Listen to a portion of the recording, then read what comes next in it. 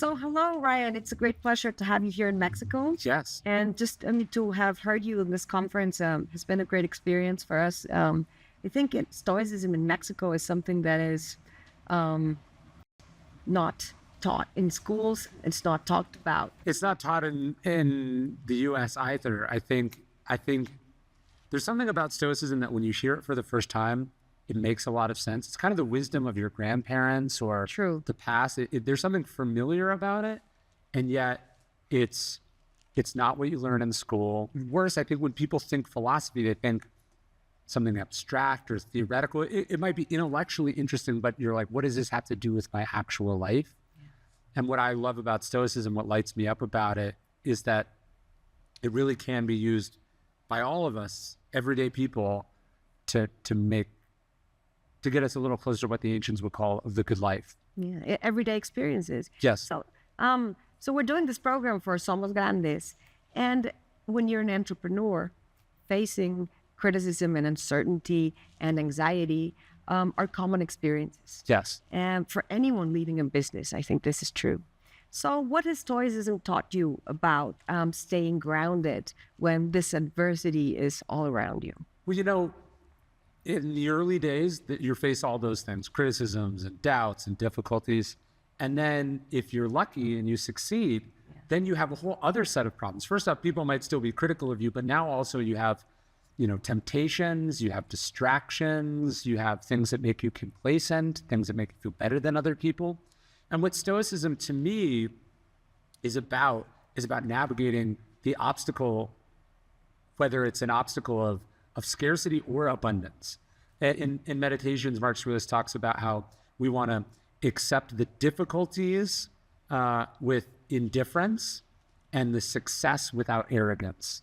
And so I think the idea is like, whether you're in the early stages or the advanced stages, it's all hard. It all poses its own set of problems. And to me, Stoicism is a way to stay grounded, to stay focused. Ultimately, like at the core of the philosophy is just this idea that like, we need to focus on what we control. What other people think about us is not in our control. What's happening in the market is not in our control. What our competitors are doing is not in our control. Whether they love us or hate us is not in our control. But waking up and doing what you need to do, waking up and doing what's right, that is in our control. And that's what Stoicism is urging us to focus on. Yeah, so it's about doing the work within yourself and what is possible for you. And in that sense, I think it's difficult for entrepreneurs because when you sometimes start a business, it doesn't necessarily have to be a success the first time around. Sure. So most of the time it's not. Most of the time it's not. Yes. And then you have many failures and along the way as well. So then you get these doubts about whether you have it in you to do it or not. So what would you say to a business leader in this situation? Imposter syndrome is something we talk about a lot these days, but it goes all the way back. I get that a lot. Yes, it goes all the way back. I mean, we're told that when Marcus Aurelius is informed he's going to be the emperor, he cries. He breaks down just because he knows how many bad emperors there were before him. He just knows it's a hard job. And in some sense, you kind of want your leaders to think that. Like, you don't want them to be scared of it, but you do want them to have a healthy respect for it. Yeah. Like, if you think it's going to be easy, if you think you're going to get your way, if you think this is going to be fun, you got another thing coming, right? And so we're told that he has a little bit of this imposter syndrome, but he supposedly has this dream the night before he's to become emperor. And in the dream, he has shoulders of ivory. And that's where he realizes, oh, I am strong enough to do this. And I think we are stronger than we know. And, if we don't quit and we stay at it, typically good things come from that. Now, that's obviously different than ego. Of course I can do it. I'm the best. Everything I do succeeds. So it's this tension between kind of having a healthy respect, even like a little intimidation about what you're trying to do. And at the same time, believing that you can do it because you are a person who does hard things. Sure. And that's what you want, I think, in an entrepreneur and in a leader. I like what you say about, a healthy relationship with yourself. So Stoicism encourages self-control. Yes. But leadership also requires human connection. Can you explain a little bit to someone that's watching, what's the difference between stoicism and connection? Is it emotionless? Yes. Or is it emotional intelligence, or is it just building connection within yourself? Emotionlessness is a problem. Being less emotional is important, right? We don't make great decisions when we're afraid, when we're angry, when we're jealous, when we're in the sway of one of our passions. And so the ability to figure out how to have the emotions, to understand them, and then to get a little distance from them and make sure we're not being blinded by them. To me, that's the battle. A great coach has to get their team fired up. But if you get them too fired up, they're not going to be able to deal with the ups and downs of the game very well. And if you're too fired up, you're going to get yourself in trouble arguing with the refs, or someone's going to get in your head, right? So it's this kind of balance. And to me, stoicism is the even keel, which is really what you need as an entrepreneur and a leader, because sometimes it goes your way, sometimes it doesn't. True. Sometimes you wake up and everything's going great, and sometimes you wake up and it's one fucking thing after another. I know. And you got to be able to go, I know how to deal with this.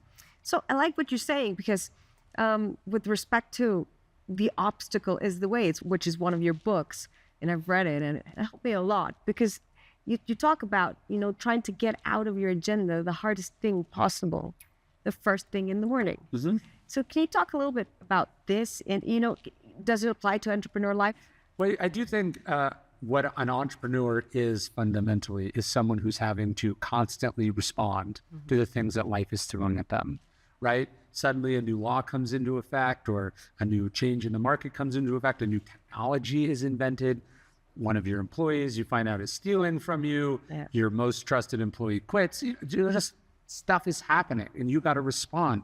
And what a great company does, what a great business does, what a great leader does is respond well. How are we going to deal with this? What are we going to do because of this? I mean, I think you saw this during the pandemic. How many businesses didn't have an e-commerce component, didn't have a takeout component, didn't have a hybrid or a work from home component, and they had to suddenly figure that out. Now, if you'd asked them in February of 2020, was this possible? They would have said no, but necessity made it possible. I mean, how many people become entrepreneurs because they got laid off, or because there was a downturn in their industry? And so an entrepreneur is, by definition, someone who responds well to what happens to them in life. And I do think, to go to your point about sort of routine and structure, you have to create, like, your life is going to be crazy enough. There was an artist who said, you want to be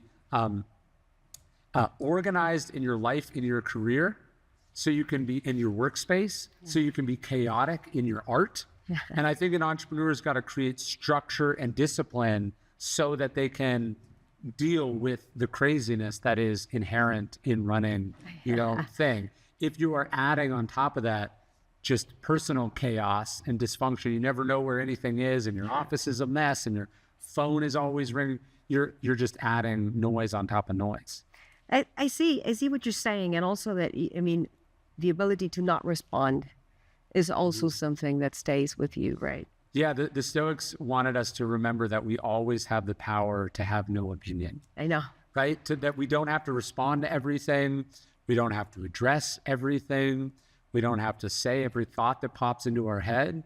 And that oftentimes, waiting and seeing, keeping your thoughts to yourself, keeping your predictions to yourself, this is a key part of success. Because every time you're tweeting, what you're not doing is working. True. Yes. I like what you say. I think it's very powerful and useful. We should reflect on it.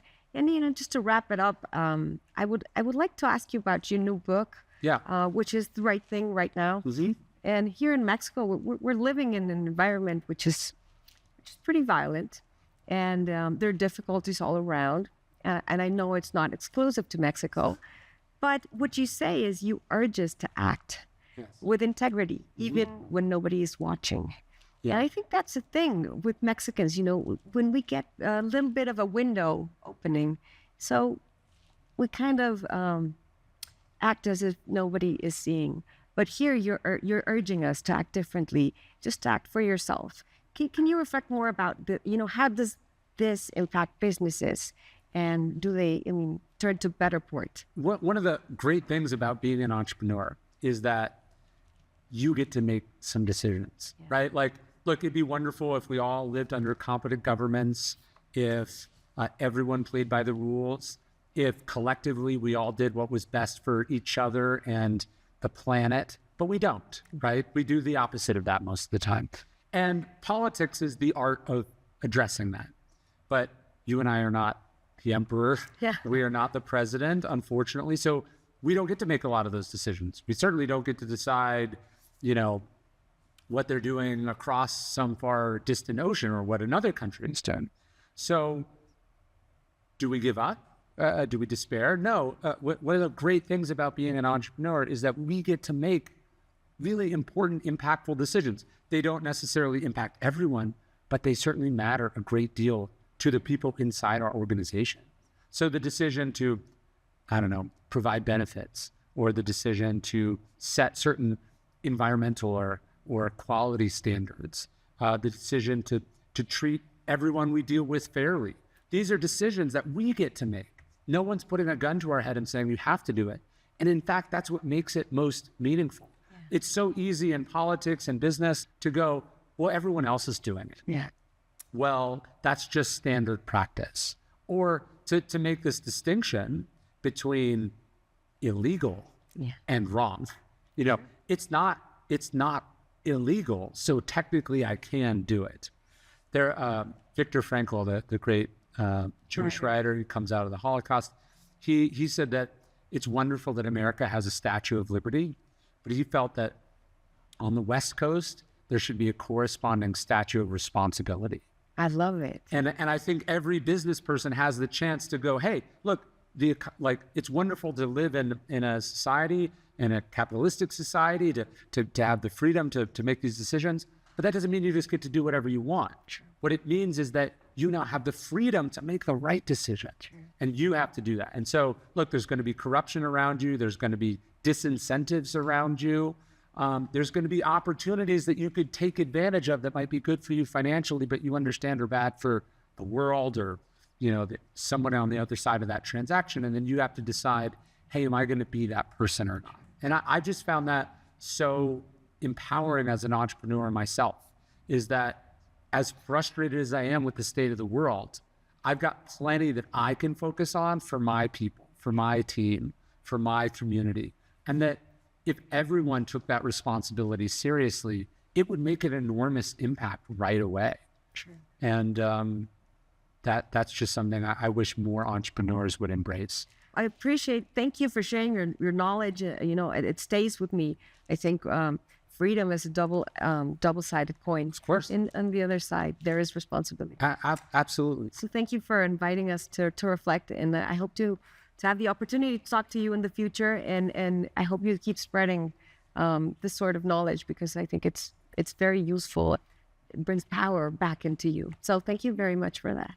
Thank you so much for having me.